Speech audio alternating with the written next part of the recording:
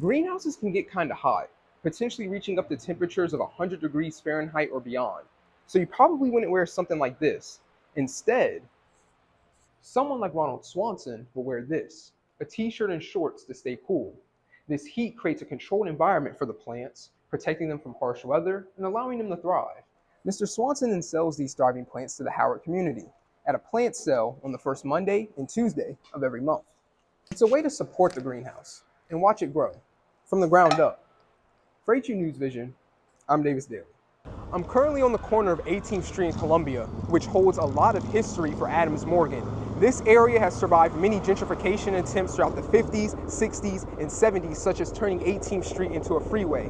Those gentrification attempts have brought together an inclusive and fun, lively environment for Adams Morgan with an annual Adams Morgan Day Festival. With a month into his second term, the president has signed off on executive orders that will directly impact the LGBTQ community. Within that community in the DC area, there are many, like Star Peterson, who are quite concerned that the access to health transition care is in jeopardy, especially when it comes to children, as it can be quite dangerous if removed.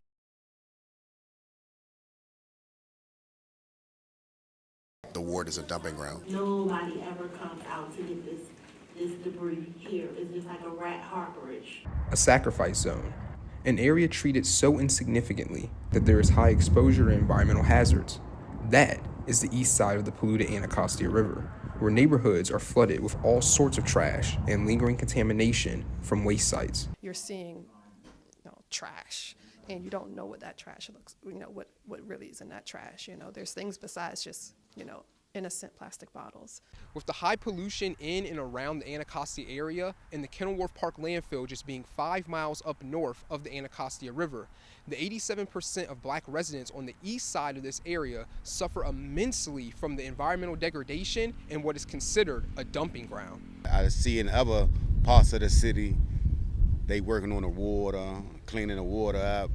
They need to do more on this side, east of the river. Environmental issues in Wards 7 and 8 fuel health concerns, with pediatric asthma rates twice the national average. The ARP highlights wellness challenges for black seniors, and the community meets monthly to address these issues. We hear from community members on both ends of the spectrum that have concerns around, environmental quality of life not being as great in Ward 7 and Ward 8 because of some of the generational things that have occurred over the years where, you don't want it anywhere else in the city, put it in Ward 7 and Ward 8. East Anacostia residents will continue advocating for community restoration. As for the river, Commissioner Holcomb says there's a floating goal of one day making it drinkable and swimmable. For HU News Vision, I'm Dailey. I've been to a couple different universities. This is the biggest greenhouse I've seen. High above Howard University's campus, on the 4th floor of Ernest E. Just Hall, sits a greenhouse built in 1957, a vision brought to life by Dr. Marie Taylor, who wanted students to learn by doing, where science could grow, literally. If a professor or botany professor needs a specific type of plant, say rice or corn, for example, I would sow the seeds, I'd grow it here and have it prepared. Some of them are studying the cells, so they're like cutting the leaves up into small pieces and looking at them under a microscope. Some of them are doing experiments with the chlorophyll within the plants.